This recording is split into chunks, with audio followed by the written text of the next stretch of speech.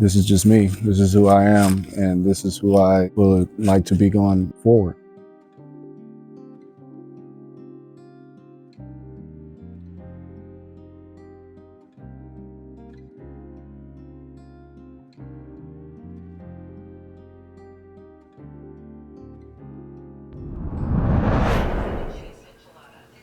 My dad's side is the more like street side of my family. They were just more involved in like the typical hood nigga shit. That's pretty much how I even got my name in the first place. I had a uncle and a cousin that lost their lives to dumb violent acts. One got stabbed, one got shot. My dad got tangled in with street shit really early on in his life, and that's pretty much just taken over his life. My mom's side, they're gangsta in their own right. My grandfather was a Vietnam veteran. My great uncle was a Hall of Fame running back for the Denver Broncos. My mom got involved in the streets really early on too. When I was young, me and my mama had beef. 17 years old, I went to college just to leave. We ain't speak a couple months, didn't want to see her face. In my heart I knew no other woman could take her place. So when my parents met, they immediately became a team. They were literally a Bonnie and Clyde sort of situation, you know, getting into fights, doing crimes. You know, they definitely were doing a bunch of shit they shouldn't have been doing. And then I came into the picture and things got a little crazier. Growing up with parents that were both, you know, into the street life like that, it brought about a lot of typical hood nigga situations and just typical bullshit that comes with being in that sort of environment. My mom was diagnosed with bipolar disorder and manic depression really early on in her life. So, you know, she dealt with a lot of that sort of mental illness her whole life and was on medication since she was a kid. Because of her mental illness, she ended up doing crazy shit, like holding our whole family hostage at one point, my grandparents and her sisters at gunpoint, while she was pregnant with me. So, and then she jumped out of a 2-story window the same day. So yeah, it was a lot of crazy shit like that going on with her. She never really truly conquered that at any point in her life. She just ended up being able to suppress it a little bit more. My name is Jimmy Poindexter, Senior, and it's been a gnarly 53 years.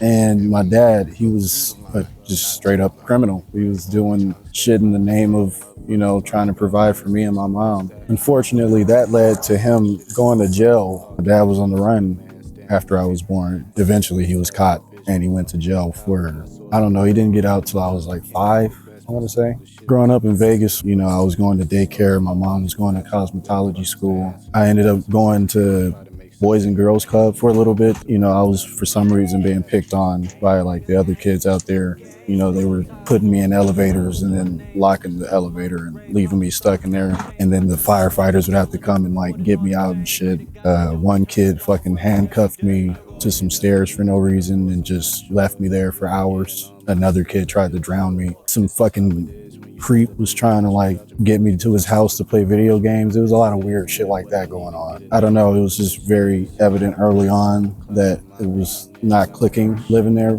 Once my dad got out of jail, he came looking for us and he found me there. And he came and got me and he told my mom like, hey, I'm taking him with me to California and that's where we're gonna live. I already got everything set up for him.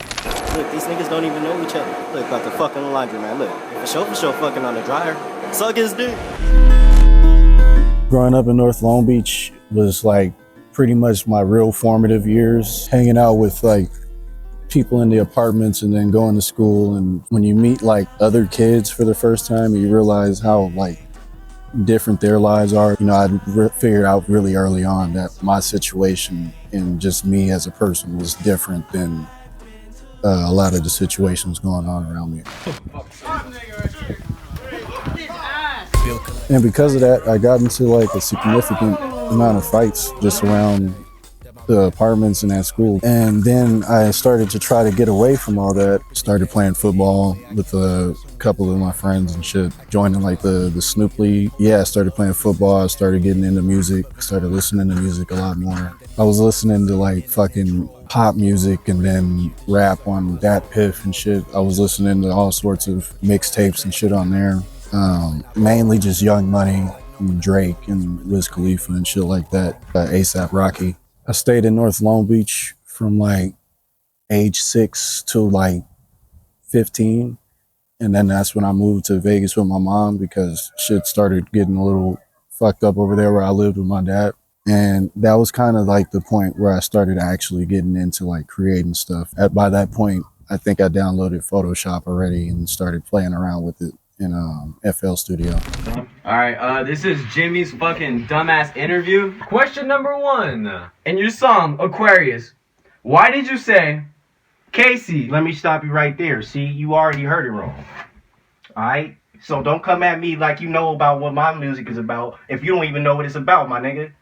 It says, Got to Vegas, I was still in disbelief that I had to live there now. Like I was still in my head like, oh, I got to get back to like California. That's where I live. But you know, the first year I was there, just going there for my sophomore year of high school, I was still just thinking in the back of my head something was going to happen and I was going to be able to go back, but it never happened. And then, I don't know, just living there with her, it ended up being somewhat of a horror story at moments. And every visit with her was just like a ticking bomb. She would just be sleepwalking and just, you know, almost killing us in the house, turning on the oven with the gas running throughout the house. If you lit a match in the morning, we all would have just fucking blew up and shit. You know, terrorizing me while I'm asleep, coming in my room, fucking with me and like talking to herself and shit.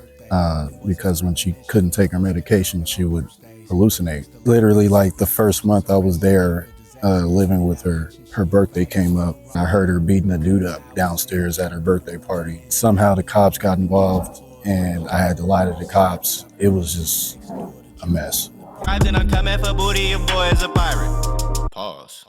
Getting mean as a tyrant, I'm tired of niggas' desires becoming. But that's what kind of influenced me getting into music, because I wanted to be able to change this and separate myself from this and really have a shot at like not being like one of them. I stayed there in Vegas with my mom from like 15 to 18. In that time, I was just working on music, putting it out. That's kind of where I started forming Prism Tribe also. Yeah, it got to a point where living with my mom was just not, she made it very hard to just live in peace with her. So I had to get out of there. I was like, yeah, I got a full ride to college in Denver. So yeah. What the fuck? What the fuck? Wait, what you got in your pocket? What you talking about? Yo, I ain't got shit in here, dude, you man. should do it. Yo, bro, I can see the stuff. Bro, I can see the stuff. Bro.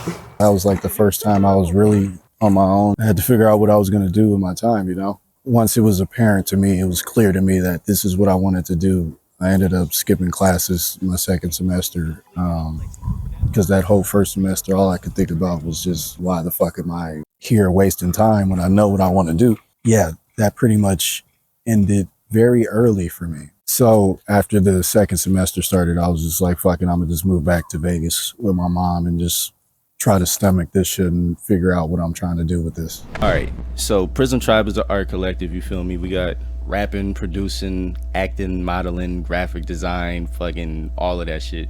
Radio, podcast. The goal for us right now is just basically shitting on the whole entire planet, giving these niggas something to hate, becoming the best R. Kelly supporters we can be. Like 3 right there. What's the 4th one again? LL Cool J album. Once I got back to Vegas, it was just full attention on Prism Tribe. When I got back, we were just trying a bunch of different things, and an A&R reached out that at the time we thought it was something like big because we never talked to anyone. They reached out and just let us know like, hey, if you make a project that we can sell, we'll help you push it. And they were talking about getting us on Complex and all this other shit. So I was like, yeah, obviously, yes.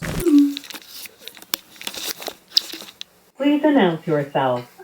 I want to just get a quick roll call. So we've got Jimmy Luna, correct? Yep. All right, we've got Ash. Yep. All right, we got Jesus on the Rocks. Yep. And then so we're waiting on Solo. Is there anyone else that I'm missing? Don't be offended. Solo's right here. Chosen. Okay. Right here. And Andrew. And Andrew. Gotcha. I don't see. Oh, okay. You must be the art side. Yeah. We definitely worked inside of kind of bigger projects like what you guys have before, and so I came across it organically. You know, I was scrolling through SoundCloud, came across the Imaginary Friends track, and like was like, fuck, this thing is like this bump. I watched the YouTube video of, you know, who is Prism Tribe, and that was perfect. Like that, I couldn't have asked for anything better to really get a better understanding of who you guys are, what you're all about. It's just a matter of like putting it out there, you know, getting more eyes on it. So the next step would be to say, you know, whether it would be, you know, what type of campaign do you guys want to do? So is it going to be a project? You know, that's all I really need from you is to say, okay, you know, we have, you know, this music video or this single or, you know, this tape or whatever it is. And here's how, you know, we're envisioning putting it out. And then obviously, you know, we'll give you our 2 cents on how the best strategy, you know, what we think we should go for. Because of that, we made our first mixtape together. We put that out. From that point, we kind of just split up and back to our hometowns. And yeah, that was when things started getting a little crazy.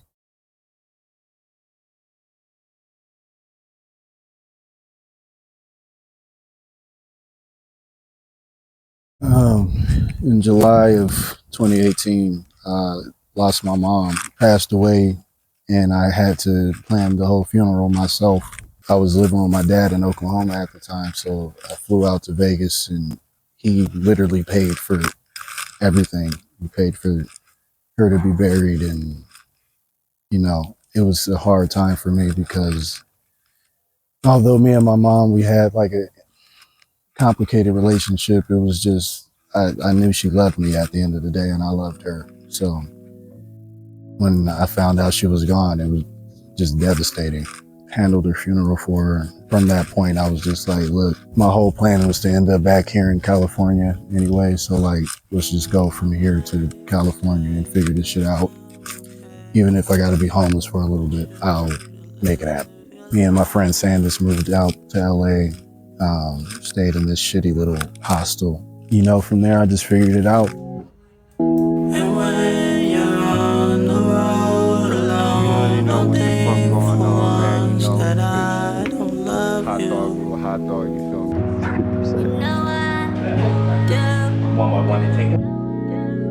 I got lucky.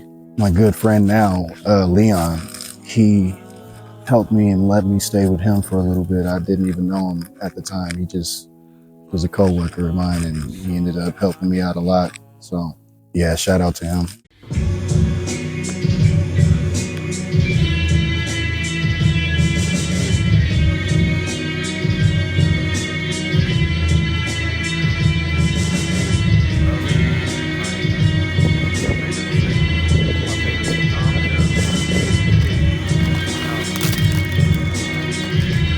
And then from there, I moved out to Reno.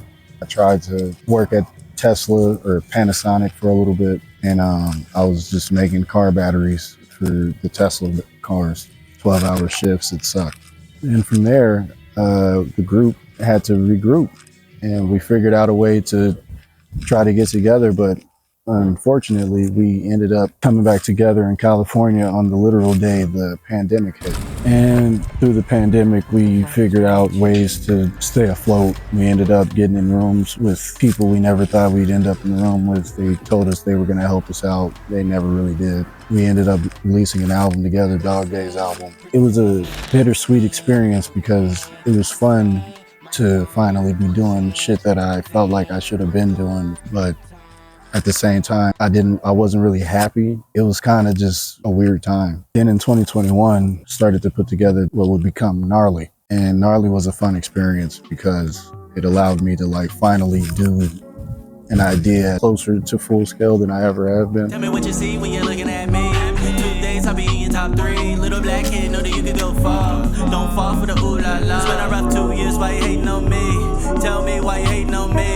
Real shit, why you hating on me? Tell me real shit, why you hating on me? You know, I spent a lot of money on just trying to promote it and get it made. It turned out really to be for nothing. It taught me that money doesn't really matter when it comes to this. Unless you got money like Universal does, it really doesn't matter. I've made more of a following with no money.